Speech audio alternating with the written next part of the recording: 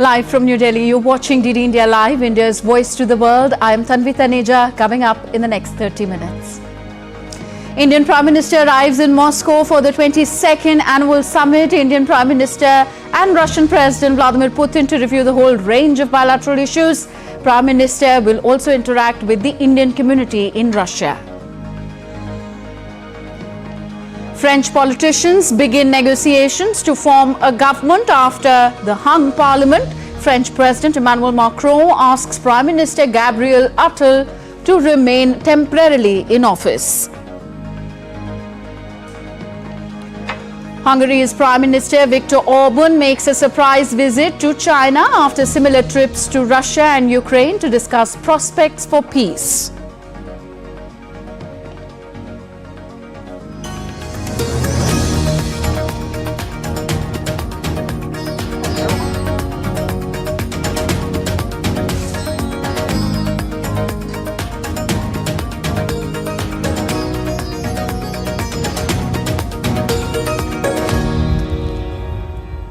Prime Minister Narendra Modi arrived in Moscow on an official visit on Monday. Prime Minister Modi was received by Russia's first Deputy Prime Minister Denis Monturov at the Vnukovo 2 airport and was accorded a ceremonial welcome upon his arrival. During his visit, PM Modi will co-chair the 22nd India-Russia annual summit with Russian President Vladimir Putin. He will also interact with the members of the Indian community in Moscow.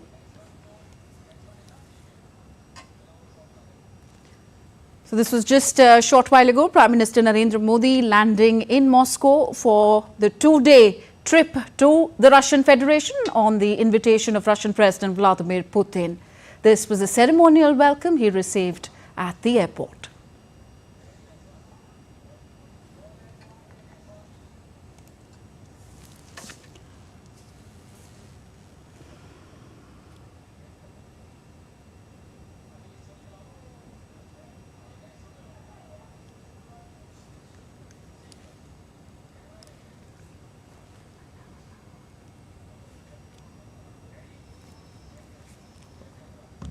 During the 22nd India-Russia annual summit in Russia, the Indian Prime Minister and Russian President will review the entire range of multifaceted relations between the two countries and exchange views on contemporary regional and global issues of mutual interest. The 22nd annual summit between India and Russia would provide an opportunity to the two leaders to review the whole range of bilateral issues. Some of those issues include defense, trade linkages, investment ties, energy cooperation, S&T, that's science and technology, education, culture, people-to-people exchanges. Prime Minister Narendra Modi's interactions would include an interface with the Indian community in Russia. Prime Minister will also lay a wreath at the tomb of the unknown soldier in Kremlin. The Prime Minister will visit the Rosatom Pavilion at the exhibition venue in Moscow.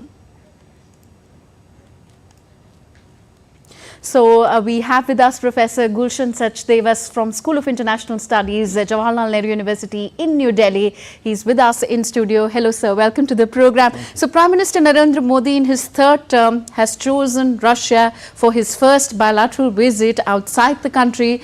This goes beyond the tradition of what he did in 2014 and 2019. So what does this suggest about Prime Minister Narendra Modi's vision and for the relationship with Russia? Well, there are clearly two things. One is, as you mentioned, that he has in his third term, this is his first visit abroad. So obviously, the kind of importance India is giving to Russia, this is quite clear. Similarly, the way the West is trying to isolate Russia at this point of time, so this visit is also very warmly welcomed. So right now we are seeing these visuals live from Moscow, where Prime Minister Narendra Modi has reached his hotel, and there is the first Deputy Prime Minister who has also accompanied him from the airport, accompanying him there, and Prime Minister Narendra Modi being received by the vibrant Indian diaspora there, and he's really receiving a very warm welcome upon his arrival. Continue, Gulshan sir.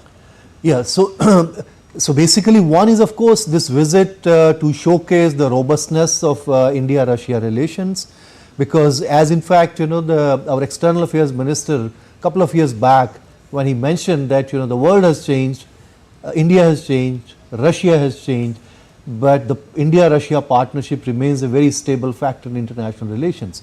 So many things have changed, but still we continue to have robust relationship with Russia. At the same time, this is also giving a messaging, that India, despite the fact that we have very close relationship now with all Western countries, particularly with the United States and with Europe. So this kind of showcase also India's strategic independence.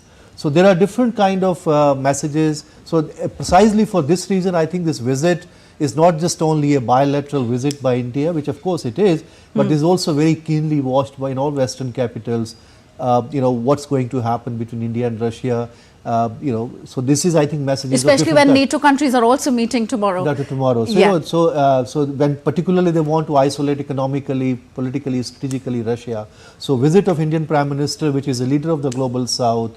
And this is what exactly I think Russia would like to showcase, that only few countries in the West is not international community. There are large number of other countries where the relations are normal as far as Russia is concerned. Very quickly, let's go to Russia now. I mean, Moscow, where Prime Minister Narendra Modi at the moment is interacting with the Indian diaspora there. Indian diaspora very proud and delighted here to meet the Prime Minister. They're exchanging their greetings with him, and we are now joined by our correspondent there, Jessica Taneja, joining us now. Jessica, from now on, yes, we do know that delegation level talks are expected tomorrow, but what happens from today? What are Prime Minister Narendra Modi's engagements for the day? So the Prime Minister has just arrived at the Ritz-Carlton and met with the Indian diaspora here, who've been absolutely enthusiastic and overwhelmed by his presence. He greeted the diaspora here, and the Indian community here is gathered here in about hundreds, and both across the street as well as inside here. Enthusiastically, they were waiting for the Prime Minister for many hours, and the look on their faces says it all. While the Prime Minister is still interacting with them, as I can see right in front of me, post that he will be heading in about an hour for a state dinner with the Russian President Vladimir Putin, and that is going to continue till later in the evening, where he will hold talks with the Russian President as well. So a packed schedule for the Prime Minister here, and a really warm welcome here in Moscow for the first time as the Prime Minister arrived in the capital city here. Okay, Jessica, Prime Minister Narendra Modi has said that he's looking forward. Yeah, please go on, Jessica. Yeah.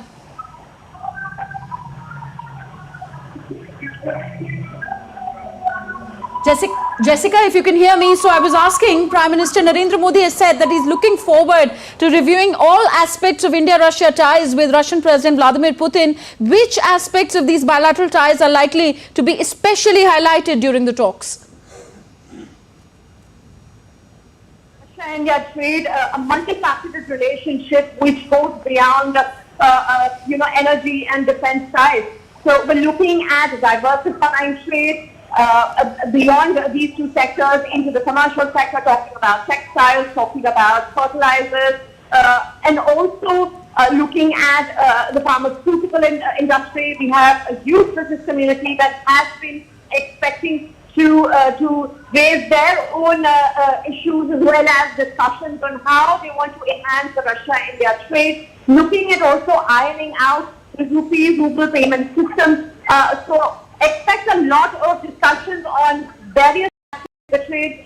Currently, the trade of the two countries is at $65 billion. That's a significant increase in the last 3 years.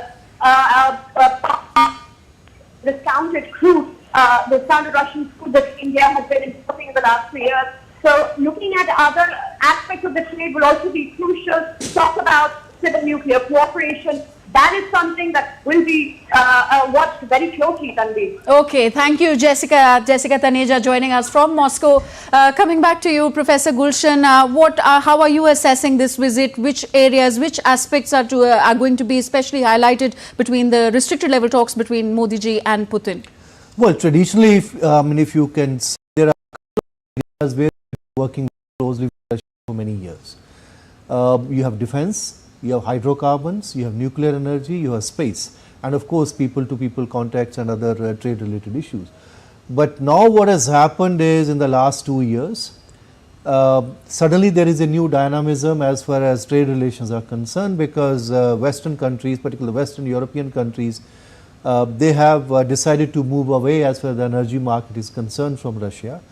So Russia continued to be a major producer and exporter of energy, so it has looking for new markets, and obviously they have found new markets in Asia. So India has become one of the major export market for them. Similarly for us, it's number one as far as the imports from oil is concerned, Russia is concerned. Now, as a result of this, what we have now is for last 12 years, India's trade, bilateral trade with Russia was stuck at about 10 billion per year. Now today it's more than 65 billion last year. And as a result of this, Russia has become India's fourth largest trading partner, after China, United States and the UAE. Now there are, so this is good in a sense that trade relations have gone up, but there are problems because one is a large part of these are energy imports. So there are deficits, but still I think wherever you will import energy, there are deficits are going to be an issue. So that I think is not such a major issue. But the problem is how to make payments, because Russia is economically isolated. There are economic sanctions. They are not part of the SWIFT system now. So you have to find new mechanism to continue this trading mechanism, trading system or trade with Russia, and it's likely to even increase if things continue. So in the last 2 years, obviously India has found ways to repay or pay in different currencies, different BRICS currencies, and also in hard currencies. But you have to find a sustainable way that you can continue to, because it's not that in the next few months I think these sanctions are going to be lifted. So it's going to be a long-term process. So you have to find a mechanism. I think this is one area where India perhaps would be talking seriously with them. Secondly, since India continue to be important importer of Russian armaments, so there were concerns about supplies. There are particularly about the spare parts, etc. So those are the issues. Still, there hasn't been any major problem, but I think those are the issues which still need to be talked to them. Now, since our trade volumes have gone up, so there are possibilities that you can actually operationalize many of those transport corridors which we have been talking about, particularly the international corridor. So the political, particular three main countries, India, Iran and Russia, all the agreements, everything was signed, but still because of the low trade volumes, things really did not take off. Now the trade volumes are higher.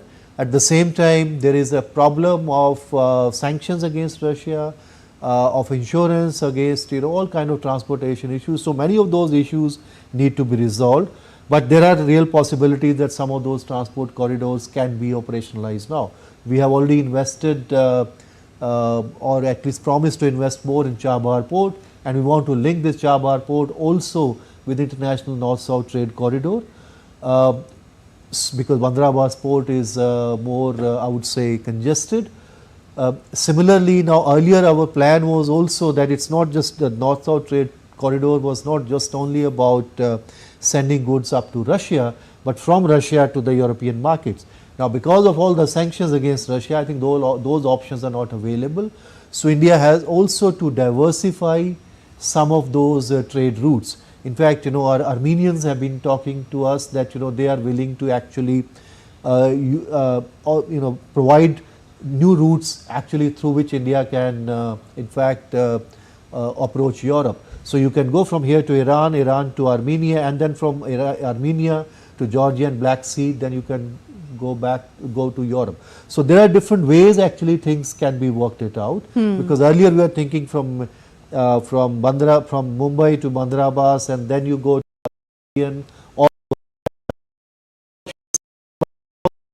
actually because problem with Europeans. So you have to find different ways. So there are many issues which are going to be discussed. And similarly, now since there are possibilities of Indian exports to be increased in Russia, because we have 65 billion trade, but our exports only about 4 billion. And Russia is still a big market. and many of the imports are not coming from the Western countries. So those major exports are coming basically from China, Turkey and some other countries. So there are possibilities if we are able to find certain mechanisms or establish new mechanisms so that Indian companies can also tap Russian markets. So for the last couple of I would say months, there have been serious talk of having a free trade agreement with the Eurasian Economic Union. Eurasian Economic Union is not, I mean, it's Russia led, but you also have a couple of other countries like Kazakhstan and Kyrgyzstan and Armenia. So those are the things which I think some of those things will come during up for discussions tomorrow. Yes, yeah, for so we'll find some deliverables tomorrow at the end of the summit. Indeed, indeed. And for the benefit of our viewers who've just joined us, these are members of the Indian diaspora in Moscow who have gathered to welcome Prime Minister Narendra Modi. He has just reached his hotel, and what is expected now is a private dinner hosted by Russian President Vladimir Putin. And on Tuesday, a separate event with the Indian community is lined up for Prime Minister Narendra Modi. Coming back to the discussions, Russian President Vladimir Putin of late has been very vocal when it comes to Prime Minister Narendra Modi, his leader. And of course, he has also complimented and so on. So what is there, this visit, PM Modi's visit, what is there for Russia? Well, one is of course for Russia to showcase to the world that Russia is not isolated. A very important country, a leader of the global south is visiting Russia. Our relations with many countries are normal. I mean, just before that, President Putin also visited China, Vietnam and North Korea. So it means they are trying to project things as usual, that yes, we don't care what the West does, what the West think about us, but they have moved away from us, we are also moved away. At the same time, there are so many other countries with whom we have actually very strong relationship, and those relationships we are going to strengthen. So whatever the possibilities of trade, economics and energy exports with them, so they are continuing with them. So for them to showcase this, at the same time I think India is also trying to show to the world that we have a very good close ties with the West, with the United States, with the European countries and others, but at the same time we also value our relationship with Russia. So this is also giving a message of a strategic autonomy of India. At the same time, the narrative which has been promoted by the West, that Russia is solely responsible for Ukraine war. I think many countries in the south, including India, they don't share that only that narrative, because there is also feeling that Russia has also been kind of in a sense that it's not solely the responsibility of Russia, but they have also been provoked in many ways by the West. And similarly, the Western objective of strategic defeat of Russia, which is again not shared by India, because what India feels that it's not just because Russia is strong. Russia is very, very important for an effective multipolar world.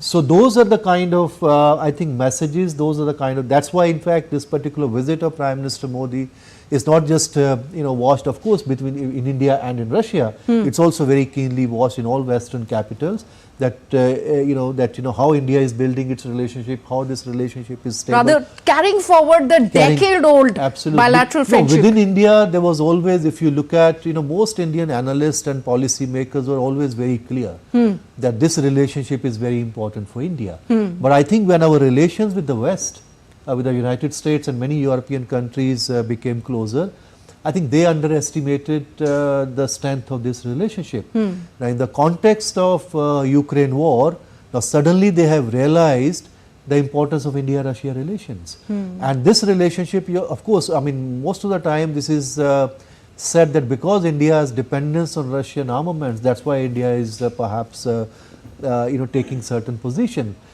Yes, India is dependent, or I would say, major importer of Russian armaments. But I think it's much more than that. But India has always said that return to the dialogue table. At the same time, it's trusted. The kind of trust which has been built between India and Russia over decades, that kind of trust, I think it will take much longer, even with some of the Western countries, India to build. So of course, we are participating with many of those minilaterals, multilaterals with Western countries, from Quads to many others. At the BRICS, same time, yes. we are also participating in BRICS or SCO or also even RI, Russia, India, China, those kind of dialogue. So India is trying to project that yes, we have we have more than 35 strategic partnerships today. Now, out of those 35 strategic partnerships, I think some of those partnerships are very, very crucial for India. Yes. One, of course, with the United States, also with the European Union, similarly also with Russia. Yes. In fact, out of those 35, there are certain adjectives have been added only to few ones. And Russia is one where we call it not just strategic partnership, but also special and privileged strategic partnership. So those are the kind of, I think, the robustness which need to be which will be shown during this visit. Okay, we would like to leave the discussion here for now. A lot is lined up tomorrow. Thank you very much, Gulshan Sachdeva for sparing your time and giving us your analysis on India-Russia special and privileged strategic partnership. All right, let's move on.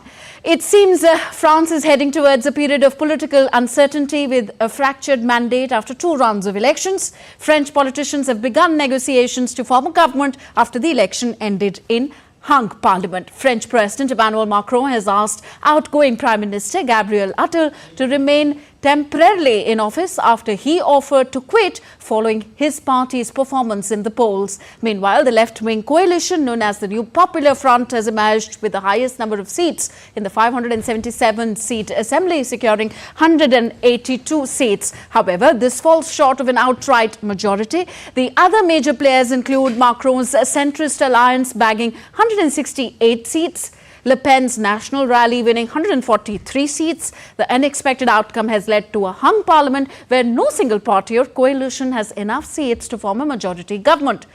Joy and relief swept over supporters as the leftist alliance called the New Popular Front defied surveys and took the top spot. Thousands of demonstrators gathered in Paris to protest against the far right. The protesters clashed with the police.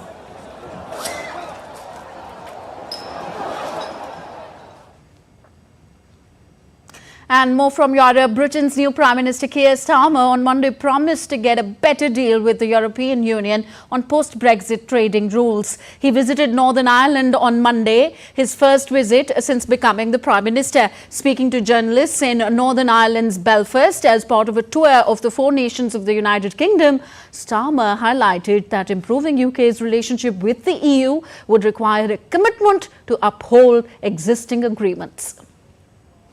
We want to improve relations with the EU. We think we can get a better deal than the botched deal that Boris Johnson brought home. And we will work on that, understanding the work that needs to be done and the nature of the challenge. But yes, we do want to improve that relationship. Hungarian Prime Minister Viktor Orban held talks with Chinese President Xi Jinping in Beijing on Monday. The 2 sides focused on in-depth communication on the Ukraine crisis. Prime Minister Orban briefed on his recent visit to Ukraine and Russia. Orban has kicked off a peace mission following his country assuming the EU's rotating presidency at the beginning of this month. The Hungarian leader's visit comes after he visited both Kiev and Kremlin with his Peace Mission 3.0. Orban on Monday said that he would also visit Washington after his China visit. Orban is set to participate in the NATO summit in Washington this week. China's foreign ministry said on Monday that President Xi Jinping appreciated the efforts by Hungarian Prime Minister Viktor Orban to mediate a political solution to the ongoing Ukrainian crisis. The 2 sides focused on in-depth communication on the Ukraine crisis. Prime Minister Orban briefed on his recent visit to Ukraine and Russia. President Xi appreciated Prime Minister Orban's effort to promote a political solution to the Ukrainian crisis and elaborated on China's relevant views and ideas. On to Asia now. Israeli Prime Minister Benjamin Netanyahu has reiterated that any Gaza ceasefire deal must allow Israel to keep fighting until it achieves its war objectives. Netanyahu insisted that the goals defined at the start of the conflict, including dismantling Hamas's military and governing capabilities and return of all the hostages, must be met. He added that the deal must also prohibit weapons smuggling to Hamas via the Gaza-Egypt border and should not allow armed terrorists to return to northern Gaza. Israel on Monday claimed to have launched multiple air and artillery strikes on Hezbollah military targets in Lebanon. The strikes came after Hezbollah on Sunday launched a drone attack in the Israeli-controlled Golan Heights. Israel has a key surveillance center there. Hezbollah has called the latest attack on Golan Heights as the largest air operation against Israel. In some weather-related news from India, India's meteorological department has forecast heavy to very heavy rainfall in Mumbai today, along with a high tide of 4.40 meters in the sea. Since last night, Mumbai received over 300 millimeters of rain, causing widespread waterlogging. The National Disaster Response Force has been deployed across several districts, including in Mumbai, to prevent emergencies. And to minimize disruption, schools and colleges have been closed for the first session. Mumbai University has also postponed all exams of the Centre of Distance and Open Learning scheduled for Monday. Heavy rains disrupted local train services in the city, resulting in delays and temporary stoppages on suburban and harbour lines. Mumbai Airport also diverted 27 flights on Monday due to heavy rains and low visibility. That's it in this edition of DD India Live. Do let us know your thoughts on the news of the day. Connect with us on our different social media handles at DD India Live. And for those on the go, you can catch all the latest news and updates on our DD India mobile app. The app is available on both Android and iOS platforms. So we will be back with more news as it breaks here on DD India. I'm Tanvi Taneja from all of us here in New Delhi. Thank you for watching. Namaskar.